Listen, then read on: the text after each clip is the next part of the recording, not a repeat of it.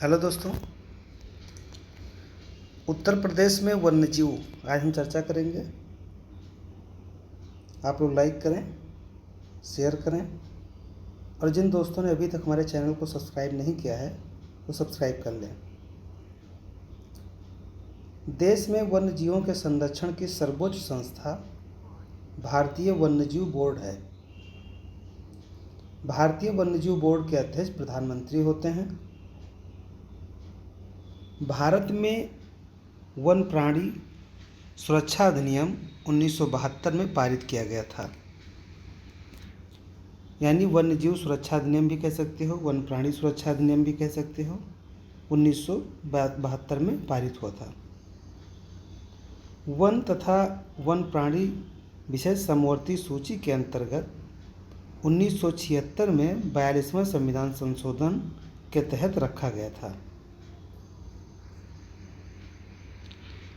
उत्तर प्रदेश में तेंदुआ, जंगली सुअर, हाथी, रीछ, हिरन, चीतल, सांभर, गीदड़, खरगोश, लोमड़ी आदि जीव जंतु पाए जाते हैं। पर्यावरण, वन और जलवायु परिवर्तन विभाग उत्तर प्रदेश सरकार की वेबसाइट पर फॉरेस्ट स्टैटिस्टिक्स बुक्स 2018 के अनुसार प्रदेश में एक राष्ट्रीय उद्यान जो कि दुधवा राष्ट्रीय उद्यान है, 11 वन्यजीव विहार, 14 पक्षी विहार, 2 टाइगर रिजर्व दुधवा के अतिरिक्त, यानी अब तो 4 टाइगर रिजर्व हो गए हैं। इसके अतिरिक्त 2022 में रानीपुर वन्यजीव विहार को भी टाइगर रिजर्व का दर्जा दे दिया गया है, यानी 4 हो गए हैं। यानी क्या क्या है, एक राष्ट्रीय उद्यान है, 11 वन्यजीव विहार है, 14 पक्षी विहार है, 4 टाइगर रिजर्व है, 2 हाथी रिजर्व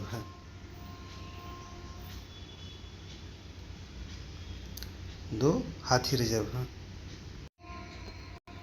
उत्तर प्रदेश में सामान्यतः पाए जाने वाले पक्षी हैं कौवा, कबूतर, बगुला, सारस, कठफोड़वा, तोता, मैना, बुलबुल।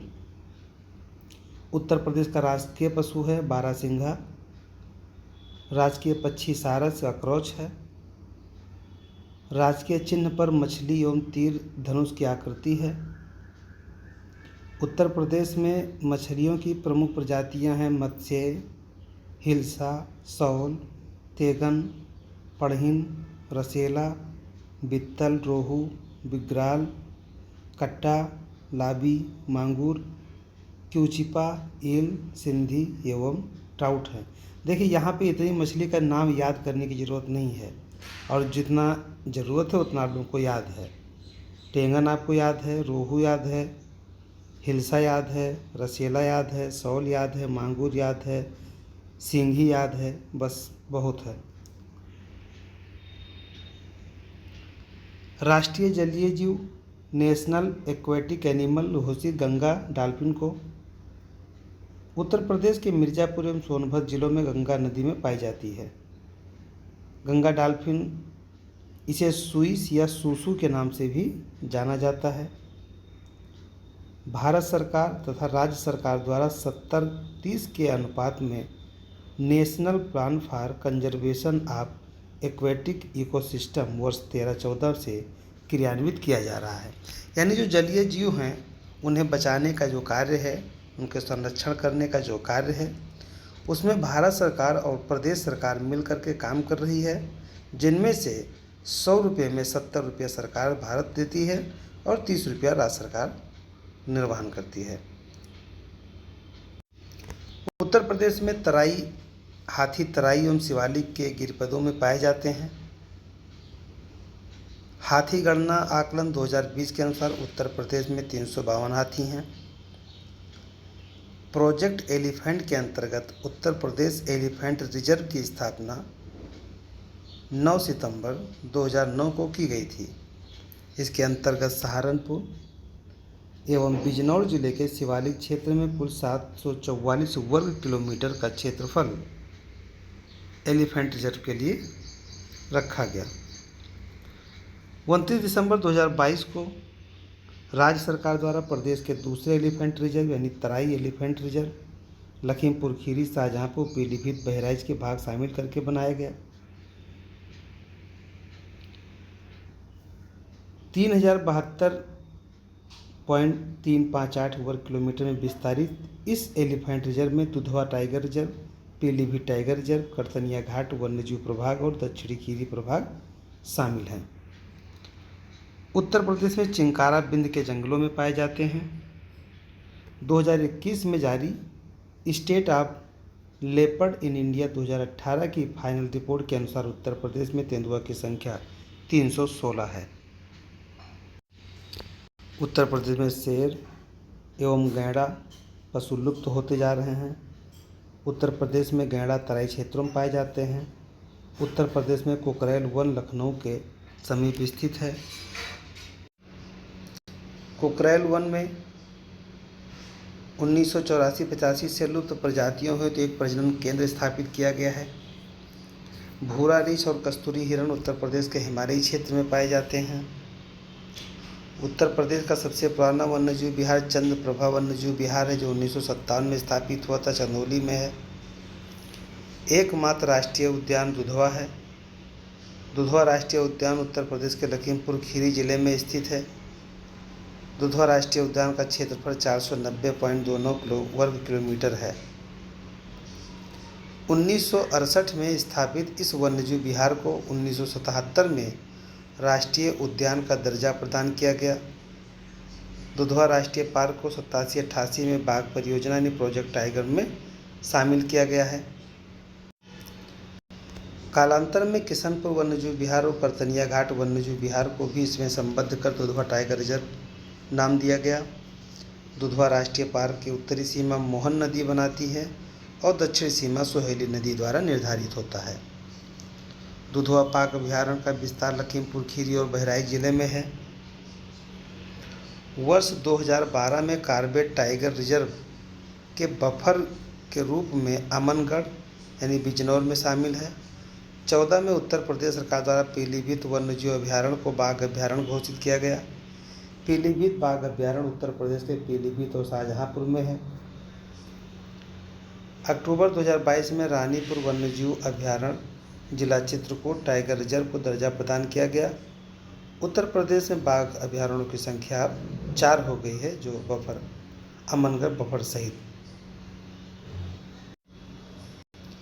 ENVIS पोर्टल पर उपलब्ध बाघ अभयारण्यों की नवीनतम सूची जनवरी 2023 के अनुसार उत्तर प्रदेश के बाघ अभयारण्य का विवरण इस प्रकार है, जैसे दुधवा टाइगर रिजर्व 1093.79 वर्ग किलोमीटर है। Pilibhit tiger reserve 602, Ranipur tiger reserve 230, Amangarh buffer tiger reserve. Bharat सरकार के पर्यावरण, वन और जलवायु परिवर्तन मंत्रालय के अनुसार राष्ट्रीय पार्क अभयारण्य के कोर क्षेत्र को विधिक दर्जा प्राप्त होता है, जबकि बफर या परिधीय क्षेत्र वन या गैर वन भूमि पर मिश्रित होते हैं। इनका प्रबंधन बहुउपयोगी क्षेत्र के रूप में होता है। 29 जुलाई 2023 को जारी अखिल भारतीय बाघ आकलन 2022 के विस्तृत रिपोर्ट के अनुसार उत्तर प्रदेश में बाघों की संख्या 205 है। राज्य में उत्तर प्रदेश 7वें स्थान पर है बाघों की संख्या में। उत्तर प्रदेश के चिड़ियाघरों की देखभाल केंद्रीय चिड़ियाघर प्राधिकरण करता है। प्रदेश में 3 मान्यता प्राप्त चिड़ियाघर हैं। नवाब वाजिद अली शाह प्राणी उद्यान जूलॉजिकल गार्डन लखनऊ, कानपुर प्राणी उद्यान कानपुर, शहीद अशफाकुल्ला खां प्राणी उद्यान गोरखपुर। उत्तर प्रदेश में 5 मान्यता प्राप्त लघु श्रेणी के चिड़ियाघर हैं। जो 5 लघु श्रेणी के हैं: शेर प्रजनन केंद्र एवं multiple safari park Etawah, Nawabganj हिरण उद्यान उन्नाव, सारनाथ हिरण उद्यान बनारस, वन प्राणी उद्यान भारतीय पशु चिकित्सा अनुसंधान संस्थान इज्जतनगर बरेली, विनोद वन लघु चिड़ियाघर रामगढ़ गोरखपुर है। उत्तर प्रदेश में एक मान्यता प्राप्त बचाव केंद्र है, जो आगरा भालू बचाव केंद्र आगरा है। इस प्रकार उत्तर प्रदेश में केंद्रीय चिड़ियाघर प्राधिकरण द्वारा मान्यता प्राप्त 9 चिड़ियाघर हैं। इंग्लैंड के लॉन्ग लीफ सफारी पार्क से अभिप्रेरित होकर उत्तर प्रदेश के जनपद इटावा में एशियाई शेरों के प्रजनन केंद्र लायन सफारी पार्क विकसित किया गया है, जिसका नाम परिवर्तित करके इटावा सफारी पार्क कर दिया गया है। इटावा सफारी पार्क की स्थापना मुख्यतः एशियाई शेरों के वैकल्पिक वास स्थापना के लिए किया गया था। पर्यटन विकास के उद्देश्य से भी किया गया था। इसमें लायन सफारी के साथ साथ डियर हिरन सफारी, एलिफेंट सफारी, लेपर्ड तेंदुआ सफारी, बियर भालू सफारी बनाए गए हैं। 2022 में लखनऊ के कुकरेल वन क्षेत्र में नाइट सफारी पार्क और प्राणी उद्यान की स्थापना की स्वीकृति दी गई है। अगस्त 2022 में ग्रेटर नोएडा में भी नाइट सफारी पार्क की स्थापना प्रस्तावित है। यानी 2 नाइट सफारी बनेंगे, एक लखनऊ में कुकरेल में, दूसरा नोएडा में। वन प्राणी सुरक्षा सप्ताह प्रत्येक वर्ष अक्टूबर माह के प्रथम सप्ताह में 1 से 7 अक्टूबर के दौरान मनाया जाता है। रेड डाटा बुक का संबंध संकटग्रस्त विलुप्तप्राय जीवों के विवरण से है। Peoples park and wild life book में वन्य जीव संरक्षण आंदोलन हेतु अति महत्वपूर्ण जानकारियाँ दी गई हैं। प्रदेश में पक्षियों के प्रति आम जनता में जागरूकता उत्पन्न करने के लिए प्रतिवर्ष दिसंबर माह के प्रथम सप्ताह में वर्ल्ड फेस्टिवल का आयोजन किया गया है। लखनऊ, कानपुर प्राणी उद्यानों में तितली पार्क का निर्माण किया गया है, क्योंकि तितलियों की संख्या कम होती जा रही है। तितलियां फूलों के परागण एवं बीजों के अंकुरण में महत्वपूर्ण भूमिका निभाती हैं। राष्ट्रीय पक्षी मोर के संरक्षण के लिए मथुरा वृंदावन में मयूर संरक्षण केंद्र बनाया गया है। मगरमच्छ एवं घड़ियालों के लिए उत्तर प्रदेश सरकार द्वारा घड़ियाल प्रजनन एवं पुनर्वास योजना चलाई जा रही है। गंगा नदी प्रदूषण निवारण के लिए कछुआ के विस्तार से संबंधित कछुआ पुनर्वास योजना का संचालन किया जा रहा है।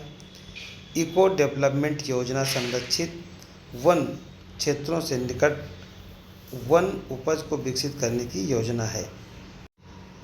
यानी कि कछुआ पुनर्वास योजना, तितली पुनर्वास योजना, घड़ियाल प्रजनन योजना, मयूर संरक्षण केंद्र, इको डेवलपमेंट योजना, ये सब पारिस्थितिकी तंत्र को बचाने के लिए, साथ ही साथ वन्य जीवों के संरक्षण के लिए चलाए गए कार्यक्रम हैं। दोस्तों, यहीं पे मैं अपने क्लास को समाप्त करता हूँ। धन्यवाद। जय हिंद, जय भारत।